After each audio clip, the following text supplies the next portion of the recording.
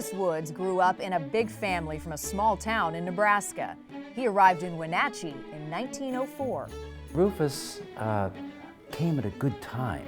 Even though the town looked pretty shabby, the shack kind of buildings and flies and didn't look very prosperous at the time, what he saw was its possibilities. His father was very literate, although he only had a fourth grade education, but did a lot of reading and insisted on the kids getting education. Well, when I think back to when his parents sent Rufus and his twin brother Ralph to college, I can't imagine what kind of a sacrifice that was. And so it really shows what they instilled in those kids to persevere, to carry on, and to exceed.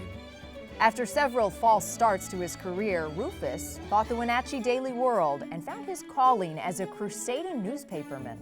All the news in the valley was important to him. He was always looking for a story. He knew that by highlighting the outlying communities and giving them special notice and speaking of the things that were meaningful to them, he was going to grow his readership. And that's really what I think made the Wenatchee World such an influential newspaper, because it was a regional publication. Dad traveled north central Washington, 4 counties, for news and advertising. And on one of his trips in the summer of 1918, he visited Ephrata looking for some news, and they steered him to attorney Billy Clapp, who had a story to tell at that time of an idea of irrigating the Columbia Basin. And they went back to an idea that had been broached early on of building a dam at the mouth of Grand Coulee to put water in that old Grand Coulee that had been formed by the Ice Age floods. If the ice dam, the glacier, could do that, why can't we do that? Why can't we put some concrete there? And that lit Rufus's fire. When he saw something that he really felt was important, like Grand Coulee Dam and the Columbia Basin Project, boy, he put the full weight of the newspaper behind that. Grand Coulee Dam was so big, the concept was so large, that it instantly brought a lot of ridicule at that time. It was only through the adept, persistent, incredible influence and the personality of Rufus, who's a guy that's really willing to put himself out there, and putting himself out there in a way that was big. You know, he grew up loving the circus, and he would say to everybody that would come by, as all of his reporters, make it big, make it like the circus.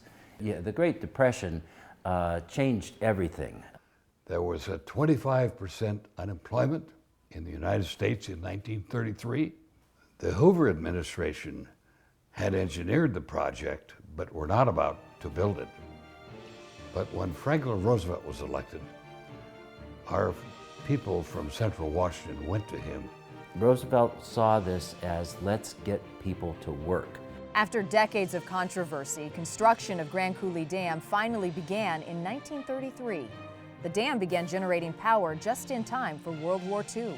World War II really proved the case for the value of the power at Grand Coulee in a way that no one ever could have expected. All eyes were towards weapons production, towards building airplanes, and so where was a ready source of power for aluminum? Well, we had Grand Coulee Dam. As important as Grand Coulee's power production became, that wasn't Rufus's dream. This was not a project initially that was about power production. It was about irrigation. It was about making the desert bloom. It's hard for me to imagine this area, this region, without my grandfather's influence. Because when we drive through the wheat fields, when you drive through the Columbia Basin Project, when you see Grand Coulee Dam, and you see what has been built out here, it's all based on the vision and persevering against all odds over decades to make it come true. They didn't dream that we would be this the Columbia Basin Project would be the center of the fruit industry, for example. He really was instrumental in creating the future of North Central Washington. He was proud of what he had done. He tried to build up a small community. He ended up transforming a state. 2014 laureate, Rufus Woods.